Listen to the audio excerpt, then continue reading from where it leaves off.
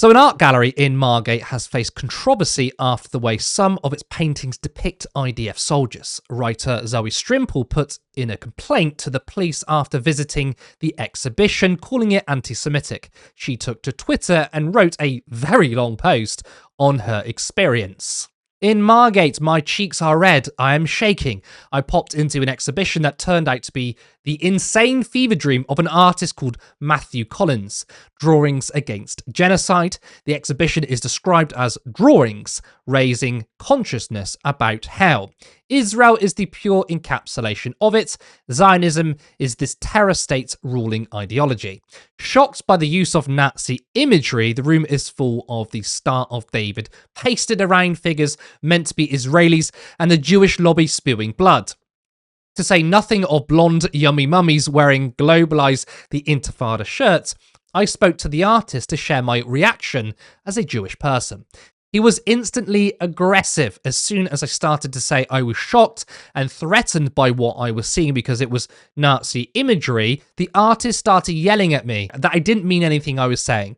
Anytime I tried to speak calmly, he said, "You don't mean any of what you said. You're just repeating Hasbro talking points because you're defending a genocide." On and on he yelled in my face. I said if I was a black person, but couldn't finish the sentence because he said, "You're not black, are you?" On the Nazi ideology point, he said, "Yeah, why do you think it's there? Israel are the Nazis." His breath was disgusting. The crowd began booing and closing in around me, making to shoo me out. I said, "Fine, get the Jew out." And he yelled more across the room at me, repeatedly jeering, "Call the police, go ahead, call the police." I said I would, and the Community Security Trust, which features as a devil in his exhibition. This was met with even more jeering. "Yeah, just call the CST," was the last thing I heard before leaving. Someone snapped pictures of me while I was being shouted at. Short video shows the artist, the longer video of our final, almost surreally disgusting exchange, and it didn't record. Now, these are some of the images she shared with the tweets. You've got 3 images, an IDF soldier standing on a skull. Then you've got another IDF soldier, blood-soaked with multiple skulls. And I can't make out this third one, a woman just holding the Israeli flag. I can't make out the writing, but you can see it on screen. Part of that tweet was really funny when she says, "If I was a black person," and he cuts her off saying, "But you're not black, are you?" And I'm like, you do realize that makes you look stupid. Right, you're not a person of colour. Now, is this an anti-Semitic exhibition? The imagery could be seen as adjacent to some of the old blood libel imagery against Jews. However, the exhibition is exclusively talking about Israel and the IDF, and art is supposed to be provocative. And it's not as if the paintings are some kind of anti-Semitic hallucination fever dream. Some of the paintings are depicting real events. Like this one. The drawing of an IDF colonial soldier crushing a skull seems comically evil until you realise this was a thing an actual guy did and took a selfie while doing it, and attached to the tweet is a painting of an IDF soldier, which you saw earlier, an IDF soldier standing on a skull, but it's based on a real image of an IDF soldier standing on a skull. Another example of anti-Semitism Strimple points to is the Star of David being displayed across the exhibition. But friend of the show, No Justice, makes a very good point. I must say, it's probably a misstep that the genocidal apartheid state puts an international religious symbol on all their iconography, isn't it? Now, the story has national attention with Julia Hartley-Brewer decrying anti-Semitism on Talk TV. This is how it happens. This is how 6 million Jews were sent to the gas chamber. I'm not exaggerating. I'm not exaggerating. It started like this. This is the canary in the coal mine, and they don't just start with the Jews and end with the Jews. It carries on to everybody else. So I just think that everyone now, you need to wake up. You need to stop shutting up. You need to be speaking out. You see it online. You see it in person. You see it on the street. You hear a colleague saying it, a friend saying it in the pub. You need to say, no, that's anti-Semitic. That's unacceptable. You're wrong. You need to arm yourselves with some facts so you can argue against the nonsense about Israeli genocide and all of that. You need to start speaking out, because if you're not speaking out, if you're not actually challenging it, I'm afraid staying silent is being part of the problem. Okay, don't say, oh, I think I'd be the sort of person who would have spoken out against Hitler in the 1930s. And if you're not doing it now, then you are one of the people that would have stayed silent as they put Jews on the trains. And I'm sorry, that is the territory we are in. The people who are behind this growth and this conspiracy theories, this anti-Semitism, they want to kill everybody, not just in Israel, but all Jews around the world. And also their main aim, long term, is actually wiping out our democratic liberal values. We need to be alert to this. This stuff doesn't just happen overnight. It's creeping slowly. We are talking about the boiling frog scenario. The water is already getting pretty hot. Time for everyone to wake up and jump out of the pot. So where I agree with Julia Hartley-Brewer, of course, you see anti-Semitism, you call it out, whether it's your friends, family, or strangers.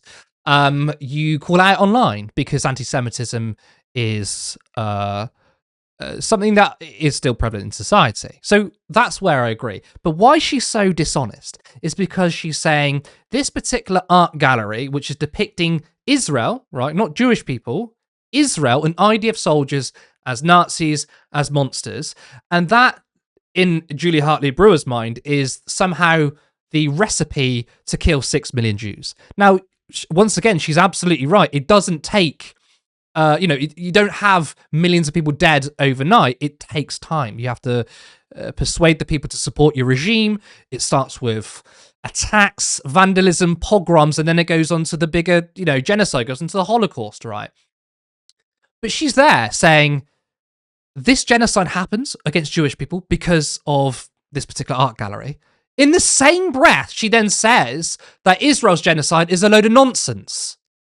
You cannot be serious. That is why I don't think Julia Hartley-Brewer is serious about anti-Semitism. Because guess what? The rise of anti-Semitism, part and part, has come from Israel, has come from Zionism. Israel attacks those who, not even anti-Zionist people, right? Israel attacks those who just merely criticize their regime. They attack Jewish people who disagree with them. Whether you're inside the Labour Party or outside the Labour Party, as an anti-Zionist Jewish person, you're treated terribly because of your views on Palestine. And yet Julia Hartley-Brewer won't platform anti-Zionist Jews, won't say, hold on a second, maybe we should listen to all Jewish voices rather than those parroting Zionism and Israel. So she doesn't care about Jewish people. And she has the fucking audacity to say, well, an art gallery depicting Israel as bad people, because guess what? They're the bad guys, is the same as, well, do you know what? This is how Holocaust starts, and these people want to kill all Jews. And seconds later, she says, but the whole Israel genocide thing, well, that's nonsense. Now, she says about how people would behave in World War II under the Nazi regime. I hand on heart believe that Julia Hartley-Brewer would not speak out during the Holocaust, because it's not just about being against racism. And I'm sure there were many who were horrified by the Nazis at the time, but they didn't speak up for fear of consequences. It's not just about being opposed to racism. It's about speaking truth to power. Brewer is not speaking truth to power. She is standing on sides of a very powerful state of Israel, backed by the West. Condemning anti-Semitism is not a controversial opinion today. It won't get you blacklisted, and I think that's a good thing. But speaking out against anti-Muslim bigotry, speaking up for Palestinians, that's not popular among the establishment and the media. You face ferocious pushback. That's how I know Julia and many others who continue to stand with Israel would behave during the Holocaust. They would cower. They would have to put themselves in the firing line. They would have to stand up to power. But they are showing they stand with power. Now, is Zoe Strimple an unbiased person who happened to be at an art gallery depicting Israel's genocide and, as a Jewish person, felt uncomfortable with the imagery? No, Strimple is a right-wing commentator who was written for the ultra-Zionist Jewish Chronicle. And I think there's a pretty good chance she already knew how she felt about the exhibition before going to see it. Ben, the imagery is certainly provocative, but anti-Semitic? I don't think so. What are your thoughts? Overall, I would say no. But I think, look, I'm not the biggest fan of that art style, the sort of like abstract art style that Matthew Collings likes to take on. By the way, his name is Matthew Collings with a G in it. And Zoe, when she was writing her original post, referred to him as Matthew Collins, so she doesn't even seem to know who the guy is. And look, I can see why people would be worried at first glance, but it's very different for me to say that as to somebody who is trying to use it as an excuse to, wash away the things that Israel has done. Like, for example, I do think that there is something a little bit unsettling about seeing a Jewish man portrayed in art depicted like eating a baby. Like, I do think there is something that is slightly unnerving about that, and I do think that in that case, in that one particular image, Matthew Collings is flirting with the edge of blood libel. But I don't think that's his intention. I think that's something he's stumbled into unintentionally because of all the mass deaths of children caused by Israel. But I think we can walk and chew gum at the same time. Like, that's a trope, but that's accidental. And as a whole, the art exhibition I don't think is anti-Semitic. Now, if we're talking about like blood libel, we should like define what we mean by blood libel. So blood libel is like an anti-Semitic trope about Jewish people needing blood. It's usually portrayed as like Christian children's blood as a religious offering. It's a conspiracy theory that, Jewish people murder children, basically. And it's a horrific anti-Semitic conspiracy theory. But it's also primarily related to religious anti-Semitism, not the sort of more recent, as in like 20th century, racial anti-Semitism, which is it is a bird of a different character, and it's worth sort of bearing that in mind. So let's look at the claims about religious anti-Semitism that are in this exhibition.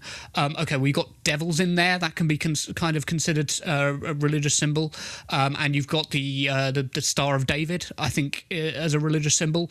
And you could argue that there's a crucifix in there because there's a St. George's cross as well.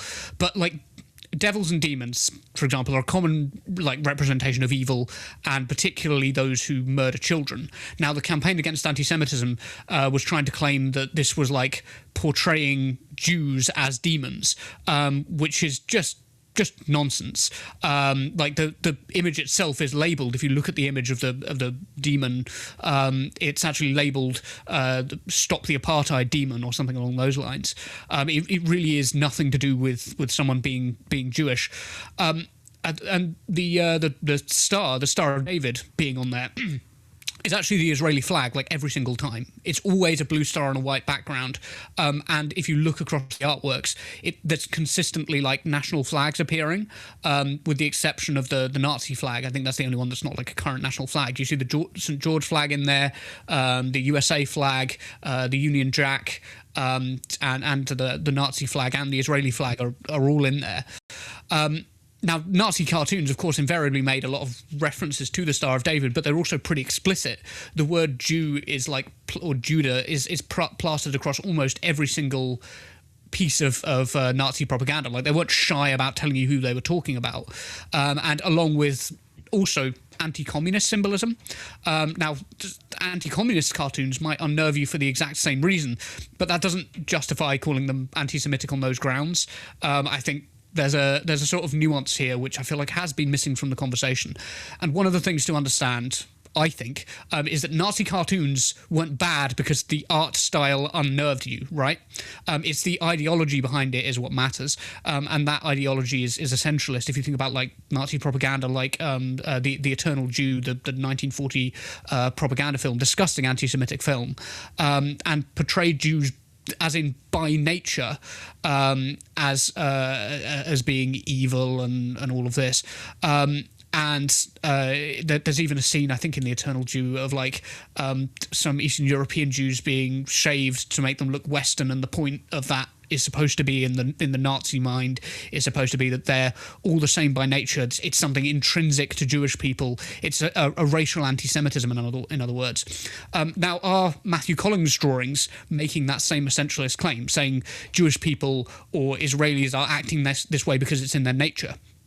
No, absolutely not. In fact, in one of the inscriptions, it said, just by one of the side of the pictures you put up, it said, "This is in your head as an ideal because of how you have been programmed all your life, but you can stop it." right? It's literally a call to Israelis or supporters of Israel to say, you can stop this pointless death and suffering. It's not something that's intrinsic or inherent to you. This is about like social conditioning. Am I going to go out of my way to defend Collins? Excuse me.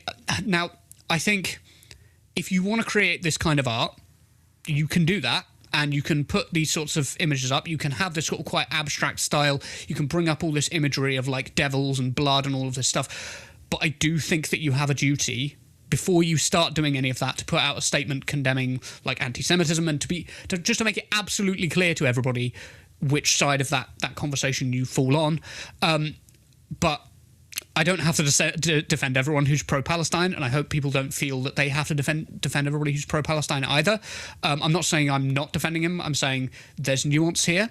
But it's kind of a non-issue when there is an ongoing genocide. I watched some footage earlier of a refugee camp in central Gaza City being bombed and like 9 tents going up in flames. Worse than anything that's happened to fucking Zoe Strimple, who, by the way, disregards the suffering of the Palestinians as Pallywood and regards the IDF as the most moral army in the world. I can't wrap my head around ignoring that, but saying, hey, Matthew Collings' art is that's the cause of real suffering. As for Julie Hartley Brewer, the Holocaust didn't happen through left-wingers standing up for genocide victims and against colonial projects. Like, Hitler was very happy to support colonialism, but also, if the Nazis had been calling for an end to genocide and like equal democratic rights for people, that they wouldn't be Nazis. Like Julie Hartley Brewer is saying there, like, of the pro-Palestinian movement, I think she said they want to kill everybody, not just in Israel, but all Jews around the world. I'm sorry, what? I mean, you could maybe say, all right, try and pin that on Matthew Collings, but on the wider pro-Palestine democratic movement, really? So, the people calling the genocide in Palestine a genocide. So people like Zach Polanski, James Schneider, Rivka Brown, Norman Finkelstein, not to mention actual Holocaust survivors like Stephen Kapos, Jacques Boud, or Suzanne Weiss.